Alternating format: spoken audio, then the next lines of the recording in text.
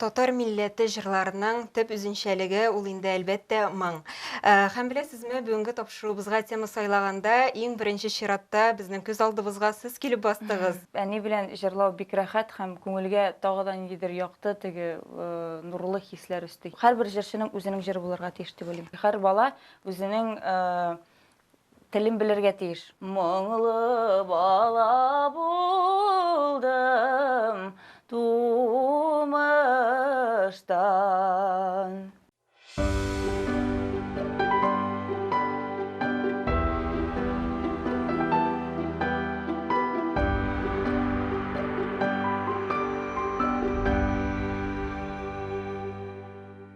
Хәерле көн, хөрмәтле тамашачылар. Татарстан 24 каналында мәдәни агарту тапшыруы.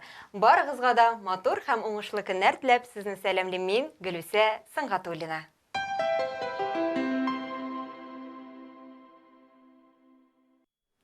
Бүгенге көндә халыкка моңлы җырлар кирәкме? Моңлы тавышлы җырчыларыбыз җитәрлекме? Бүгенге тапшыруыбызда әлеге сорауларга җаваплар эзләрбез. Тапшыруыбызның кунагы чын мәгънәсендә моң алихәсе, талантлы, моңлы сандугачыбыз Гөлназ Асаева. Хәерле көннәр, исәнмесез, Гөлназ? Хәерле көннәр, исәннәрмесез, самасыз? Сезне күрүебезгә без бик шатбыз. Рәхмәт килгәнегез өчен. Мин дә бик шатмын. Әйдәгез, әңгәмәбезне сюжет караудан башлап җибәрик. Ул инде әлбәттә сезнең хакта, сезнең иҗатыгыз хакында булыр. Игътибар экранга. Гөлназ Башкортстан кызы, Уфа шәһәреннән. Нәни кызчык сәхнәгә бик иртә чыга. 7 яшьлек чагында халык аның тавышын беренче тапкыр ишетә. Яшүсмерлек чорында, төгәлрәк әйтсәк, 14 яшендә Гөлназ җыр, иҗат, сәхнә белән профессиональ дәрәҗәдә кызыксына башлый. Югары тембрлы тавышы, татар халкының үзәге булган моңлы җырларны сайлавы, гүзәллеге, сөйкемлелеге белән ул тамашачы күңелен гаҗәеп тиз арада яулап алды. 2017 елда Гөлназның «Мине онытырга мөмкин түгел» дип аталучы беренче альбомы дөнья күрә. Биредә аның барлык музыкаль майданчыкларны шаулаткан «Дулый буран» җыры да кергән. Тора-бара Гөлназ Асаева татар һәм башкорт телләреннән тыш рус телендә дә җырлар иҗат итү белән мауга, украду, все за тебя җырлары шул чорда языла. Яшь кенә булса да, Гөлназ гастрольләре белән Башкортстанны, Татарстанны да урап чыккан җырчы. Аны уникаль шәхес дип атасак та ялгышмабыз. Чөнки ул бер юлы өлкән буынга да, яшь өлкәнчәкләргә дә ошый торган артист. Моңлы көйләрен сузса да, бии җырласа да, образларын еш алмаштырып, иҗатын даими төрләндереп торса да, Гөлназ тамашачысы йөрәгендә үз урынын күптән тапкан инде. Татар милләте җырларының төп үзенчәлеге ул инде әлбәттә моң. Һәм беләсезме, бүгенге тапшыруыбызга тема сайлаганда иң беренче чиратта безнең күз алдыбызга сез килеп бастыгыз. Чыннан да бүгенге көндә сез иң моңлы җырчыларыбызның берсе. Җыр моңга карата мәхәббәт каян килде сезгә? Ялгышмасам, әти-әниегездән, шулай бит? Бик зур рәхмәт беренчедән. Әйе, әлбәттә, минем инде әти дә, әни дә җыр өлкәсендә эшләгән кешеләр буларак, мин инде үземнең юлымны җырдан башка күз алдыма да китерә алмадым, чөнки ул минем инде канымда, ул минем булмышым дип әйтимме соң. Һәм чыннан да ничек дип әйтим, менә шушы җырга карата мәхәббәт хисен әти-әнидән килгәндер дип уйлыйм. Димәк, чыннан да алма агачыннан ерак төшми, шулай бит? Шулай. Менә Гөлназ, сезнең тавышыгыз табигатьтән моңлы. Менә кайбер җыр сәнгате белгечләре, шул исәптән укытучылар да һәр теләгән кешене укытып, җырларга өйрәтеп була дип әйтәләр. Әлеге фикер белән килешәсезме? Һәм менә укытып булса да, кешенең тавышына моң өстәп була микән? Чыннан да бик күп безнең вокалистлар арасында укыган, кызыл дипломнарга бетергән җырчылар бик хисап күп, Татарстанда да, Башкортстанда да. Ләкин фәкать моңга килгәндә, аны бер ничектә моңга өйрәтеп булмый. Моң ул, миңа калса, бу минем шәхсән фикерем, моң либо бар, либо юк. Инде моң бит ул төрлечә була, име? Безнең менә мәсәлән, татар башкорт моңы ул барыбер аерылып тора. Мәсәлән, татар җырларында бер төрле мелизмнар куллансак, башкорт халык җырларында, халык җырларына килгәндә, анда инде күбрәк икенчерәк төрле. Шуңа күрә монда инде татар-башкорт халкының моңы миңа калса төрле. Укыганда килгәндә, моңны биреп буламы, моңны өстәп буламы дигәнгә мин моның белән бик килешмим, чөнки моңга өйрәтеп булмый ул, миңа калса. Менә Гөлназ, сезгә тагын шундый сорау бирәсем килә. Ничек уйлыйсыз, халык бүгенге көндә моңлы җырларга тартыламы? Ну, ничек дип әйтим, төрлеләре бар, әлбәттә. Кемдер инде бер төрле музыка ярата, кемдер икенче төрле музыка ярата. Безнең инде өлкән буын апалар, абыйлар, әлбәттә инде алар моңга тартылалар, үзебезнең халыкчан моңлы җырлар тыңларга телиләр. Әмма ләкин хәзер бит инде шундый тенденция китте. Бу инде көн кебек ачык әйбер, бөтенесе ниндидер запад стиленә теге ошайышлы итеп эшлиләр бит инде. Һәм миңа калса, без инде үзебезнең татар-башкорт моңын беркайчан да югалтырга тиеш түгелбез. Бу өлкәдә, менә бу русча әйткәндә направлениедә без эшләргә тиешбез дип уйлыйм. Әмма ләкин аны инде теге яшьләргә дә без җиткерергә тиешбез. Без җырчылар, алар инде халыкны Тәрбияләргә тәрбияләргә тиештер. тиеш. Халык артыннан гына барырга тиеш түгелбез дип уйлыйм. Менә әйтеп беттек бит инде безнең төп үзенчәлегебез моңда дип. Менә шул моңны дөнья күләмендә популяр итеп булыр микән? Булыр, бу әлбәттә инде финанс ягы да монда каралган бит инде, синең янәшәңдә дөрес теге юл куючы кеше дә булса, миңа калса була, нишләп юк. Менә шулай да халыкны ничек итеп үзебезнең җырларны тыңларга өйрәтергә икән? Ну, мин халык өчен әйтә алмыйм, халык безнең гомумән тыңламый дип. Ул киләчәк, ул барыбер җан тартмаса да кан тарта. Безнең бит инде яшьләр, күбесенчә яшьләр теге шундыйрак җырлар тыңлыйлар, име? Инде барыбер ул яшьләр үсәләр, үскәч инде алар барыбер үзебезнең моңга тартылачаклар дип уйлыйм. Вакыт кына кирәк. Менә хәзерге вакытта татар сәхнәсендә без нинди генә җырлар ишетмәйбез. Ул шул вакытта сай фикерле җырлар, шул вакытта ниндидер җиңел җырлар. Менә шундый җырлар булырга тиешме? Бу безнең сәнгать байлыгыбызны түбәнгә тартмый микән? Ничек уйлыйсыз?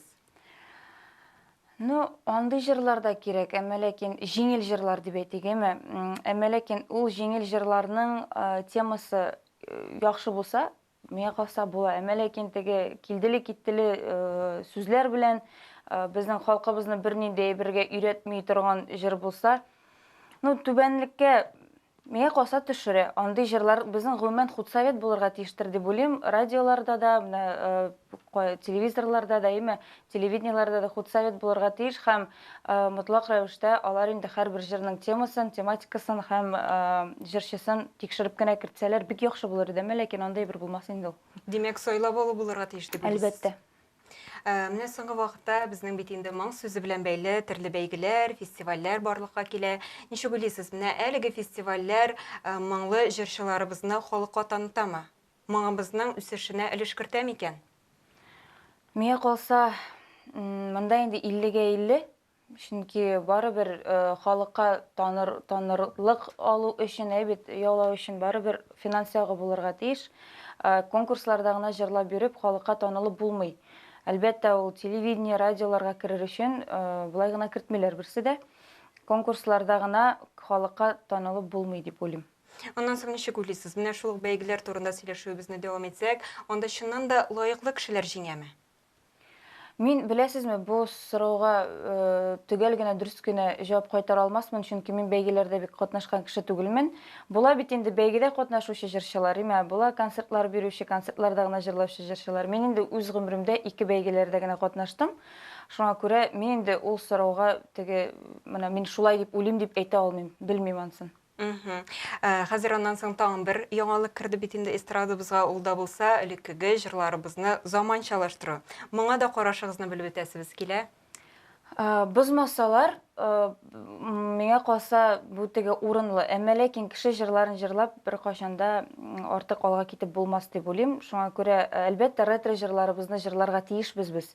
Әмма ләкин аны теге тулайым теге репертуарда күп итеп тупларга ярамый дип уйлыйм. Бер-ике җырларга мөмкин, инде аннан инде һәрбер җырчының үзенең җыры булырга тиеш дип уйлыйм. Аннан соң бит әле менә әлеге җырларны тиешле дәрәҗәдә халык хөкеменә тәкъдим дә итә белергә кирәктер. Әлбәттә, әлбәттә. Гөлназ, аннан соң ничек уйлыйсыз? Татар җырчысы нинди булырга тиеш? Кемнәрне үрнәк итеп әйтә аласыз үзегез? Үрнәк итеп, иң беренче чиракта минем уш китмәле яратып тыңлый торган җырчым Зәйнәп апа Фәрхетдинова. Аның инде барлык теге бүтүн булмышы белән, бүтүн тәне белән, бүтүн җаны белән ул җырчы Шын халык Шын җырчысы. халык җырчысы Хәмдүнә апабыз безнең мәрхүм. Гомумән мин иске буын җырчыларын, Зәйнәп апаны иске буын димим, ә менә Хәмдүнә апаларны, Әлфия Залаваларны, алар кебек түгел, әмма ләкин менә образлар менә шундыйрак булырга тиештер дип уйлыйм. Әмма ләкин бу инде безнең современный интерпретациядә булырга тиеш дип уйлыйм. Гомумән алганда нинди тиеш түгел, хәзер аны теге әйтеп тә булмый инде, ничек тиеш булганын. Тыйнаклык барыбер ул безнең татар, башкорт халкына тыйнаклык җитми, миңа калса сәхнәдә, чөнки теләсәң инде киемнәр киеп, теләсәң инде сүзләр сөйләп сәхнәдә, ул бер дә дөрес түгел. Безнең халыкка хас әйбер түгел ул. Әмнә композиторларыбыз турында да сөйләшеп үтсәк, бүгенге көндә сез алардан канәгатьме? Бармы безнең лаеклы композиторларыбыз? Әлбәттә бар, безнең Фирзә Рабыйлар, Альфред Абыякшинбетовлар, Наил Шаймарданов, Урал Рәшитовлар, опять-таки ул инде безнең иске теге буын, иске түгел, теге буын композиторларыбыз. Инде яңаларга килгәндә, хәзер штамповка бик күп китте. Бер-берсеннән ничектер күреп, теге оннан хәзер артистлар арасында син минем кебек җыр яздыргансың, мин синең кебек җыр яздырган. Әзрәк кенә штамповка китте. Шуңа күрә әлеге композиторлар арасында менә төгәл генә менә ул бик яхшы җырлар яза дип әйтә алмыйм. Әмнә сары пиарга карашыгыз нинди? Бу сары матбугат була торгандыр инде. Сары матбугатка нормаль. Нәрсә язалар, шулай язалар инде. Аны һәрберсенә игътибар итә башласаң, һәрберсен теге күңелеңә якын ала башласаң, теге яшәүдә кыйнарак булыр. Миңа калса улай барыбер булырга тиеш. Җырчы кеше аңа инде әзер булырга тиеш. Ул җырчы була икән, җырчы булырга тели икән, ул андай әйберләргә Җиңел карарга тиештер, шулай бит. Гөлназ, әйдәгез шушы урында тагын бер сюжет карап үтик. Безнең композиторларыбызның да бүгенге темага карата үзләренең фикерләре бар. Игътибар экранга. Бүгенге җырчылар арасында моңлы җырларны сайлаучылар, халык көйләрен камил дәрәҗәдә башкаручылар, татар милләтенең рухи мәдәни байлыгын яшь буынга җиткерергә омтылышлар бармы икән? Бу сорауларга замана белән бергә атлаучы композиторлардан да төгәлрәк итеп җавап бирүче булмас. Эстрада сферасында җырлар төрле булырга тиеш, һәм җырчылар әлбәттә төрле булырга тиеш. Чөнки, мәсәлән, бөтен җырчылар һәм бөтен җырлар шундый салмак киендә, шундый моңлы итеп, моңлы итеп әйтәбез, шул теге моң дигән сүз, моңлы җырлар җырласалар, минемчә, ул ничектер теге кызык та булмас инде. Кызык фикер. Димәк, халкыбыз дәртле, күңел күтәрүче җырларга да сусаган дигән сүз. Төрле жанр булырга тиеш. Монда сайлау мөмкинлеге булырга тиеш. Мәсәлән, кайбер кеше шундый салмак кына җырларны ярата, шул артистны тыңлый.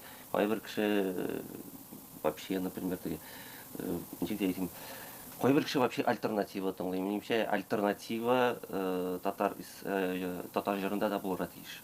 Цех буенча хезмәттәшенең сүзләрен Илдус Дәүләнов та хуплады. Моң төшенчәсенә карата булган фикерен белдерде. Төрле җырчылар бар, һәрберсенең үзенең тамашачысы бар. Әлеге көндә бик востребованный бер генә направление бар дип әйтә алмыйм. Моңлысы да бар, моңсызы да бар, дигән кебек, тавышлысы да бар, тавышсызы да бар. Һәрберсенең үзенең тамашачысы бар. Татар җырын гармон моңнарыннан башка күз алдына да китереп булмый. Борын-борыннан бар җиһанны моңга күмгән халык бит без. Баян бүгенге көндә юк дип әйтә алмыйм бит. Баян да бар. Әлеге аранжировкаларга да, современный аранжировкаларга да баянны барыбер куярга тырышабыз, язларга тырышабыз. Димәк, татар халкы төрлелекне ярата. Моңлы көйләрен дә онытмый, дәртле җырларны да сөя. Алтын урталыктан да яхшысы булмас. Монысы бәхәссез. Нинди кызыклы фикерләр ишетеп үттек. Килешәсезме алар белән? Отчасти килешәм. Гөлназ, менә без сезнең белән бүген моң турында сөйләшәбез. Миңа калса, әлеге мизгелдә безнең тамашачыларыбыз сездән җыр көтеп утыра торганнардыр. Мөмкин булса, берәр җырыгызны башкарсагыз, бик рәхәтләнеп тыңлар идек. Иртәдә генә торам, юлга чыгам, иңнәремә шәлем ябынам. Неге мұңлы сені деп сұрамағыз, мұңлы бала болдым тумыштан. Искиткіш Гүлназ, искиткіш башқару һәм искиткіш тавыш. Һәм миңа калса, күпчелек сорауларыма җавапны да әлеге җыраша алдым кебек. Шулай бит. Шулай килеп чыкты. Гүлназ, менә шушы көннәрдә үзегезнең Instagram шелтәрегезгә әниегез белән башкарган җырыгызны элгән идегез. Әни белән җырлау ничек ул? Дулкынландырамы, әллә инде якын кешенең янәшәдә булуы киресенчә ниндидер тынычлык бирәме? Әлбәттә, икенче вариант, чөнки әни белән җырлау инде мин бәләкидән бит инде теге әни белән җырлап сәхнәгә чыккан кеше буларак, миңа әни белән җырлау күпкә җиңелрәк һәм рәхәт. Чөнки барыбер без аның белән теге һәрбер үзебезнең сулышыбызны да сизәбез, һәрбер теге күз карашыбыздан да бөтенләй берне аңлап торабыз. Шуңа күрә, әлбәттә, инде хәзер бик җырлаган юк әни белән, чөнки үстем, теге гомер буе әни белән җырлап булмый. Әмма ләкин әни белән җырлау бик рәхәт һәм күңелгә тагы да ниндидер якты, теге нурлы хисләр өсти. Урман шымылы, җылы карашыңнан күз яздырмый булан баласы. Шул булгандай үз баламны миндә гомерем буе заты барасы. Шул булгандай әни саклап яклап гомеремне заты барасы. Менә шулай ук сез әтиегез белән дә җырлыйсыз бит инде. Менә шул вакытта, шул мизгелдә сезнең күңелегез тулмыймы? Менә шул сорауда кызыксындыра мине. Әлбәттә, тула, әмма ләкин теге сәхнәдә бит инде җырлап басып торып булмый. Шуңа күрә аны инде шушы күңел тулганны мин инде җыр аша менә шушы тулган әйберне халыкка җиткерергә төп максат. Аннан соң минем үземне тагын бер сорау кызыксындыра. Мин инде күптәннән сезнең кыйгак дигән җырыгызны көтәм. Кайчан чыгар икән менә әлеге җыр? Алла бирсә, без инде ал җырны тулай эшләп бетердек. Хәзер фотосессия гына калды. Аннан обложка чыгарып, хәзер бит инде җырны просто чыгардың да түгел, инде аны аеруча матур бизәкләргә кирәк, фотосы эшләргә кирәк, моны итәргә кирәк, тегене итәргә кирәк.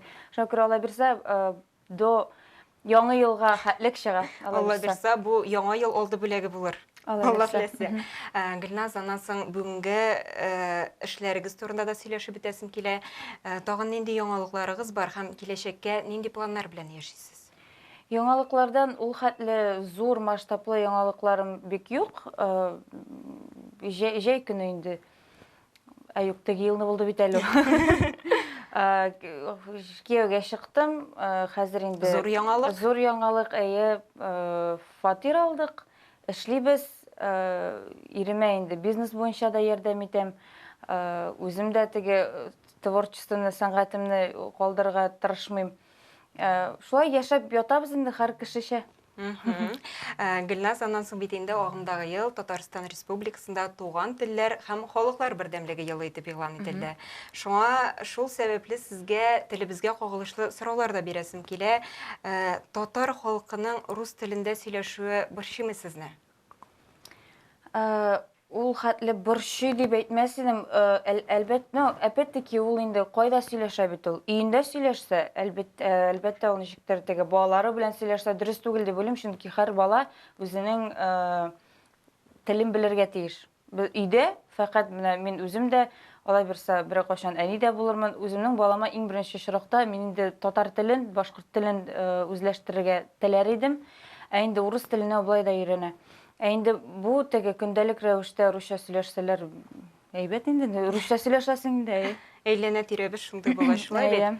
Гөлназ, аннан соң телебезнең киләчәген ничек күз алыйсыз? Телебез яшәрме?